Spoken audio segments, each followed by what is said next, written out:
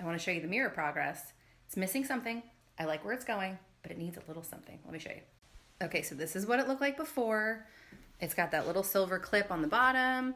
And then up top, if you can tell, it's got those huge plastic clips. So my idea to work around that was this. And let me turn the light off so you can see better. I used crown molding. There we go. So that I didn't have to deal with the clips at all. I was gonna use washers and take off the clips and put on little washers, but when I found the crown at Home Depot, I'm like, that might work better and soften this gigantic soffit. We have one on each side. So I thought the crown would kind of sneak in there nicely, and then I didn't have to deal with the clips or anything like that. So I actually really like how that turned out. And then for the rest of the mirror, I used 2-inch basically baseboard. So underneath the crown, there's a gap. So my original plan was to use this trim all the way around, make a square, and then put the crown on top. But I really didn't like how small it made the mirror look, and it kind of made the room feel shorter because of this soffit already. So I ixnayed that idea. But I mean, let me give you a back and forth. So there's what I did. There was before. So that is definitely an improvement. So I think what I'm going to do is just get like a little decorative beading and put it right underneath. So just a tiny piece of like white or wood, either one, but just something thin that I can glue right under the crown that's got a little bit of a delicate decorative edge to it. And I think that'll just finish it off, and then this can all be sprayed white.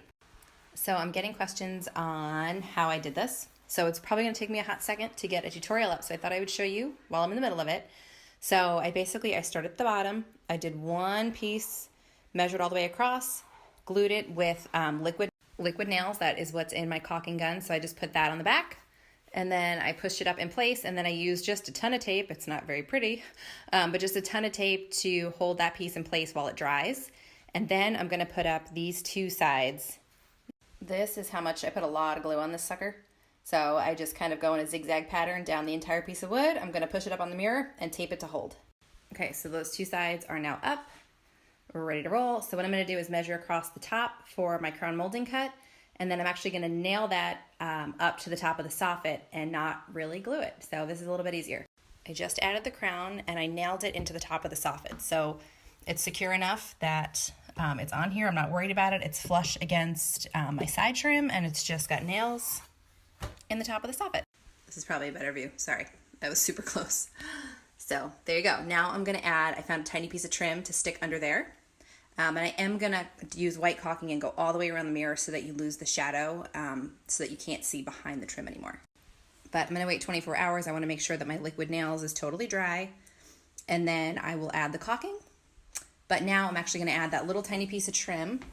I got just this thin piece that I am gonna use wood glue and just stick in the space under the crown. One more project off the list. So these are all done. I've got 1, 2, gosh, this bathroom is a mess, and 3. And I'm really happy that I decided to frame this mirror instead of shiplap.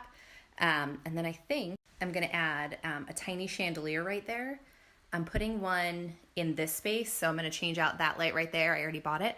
So I'm gonna put one there, and I think I'm gonna put a similar tiny one right there. So more work to go, but progress.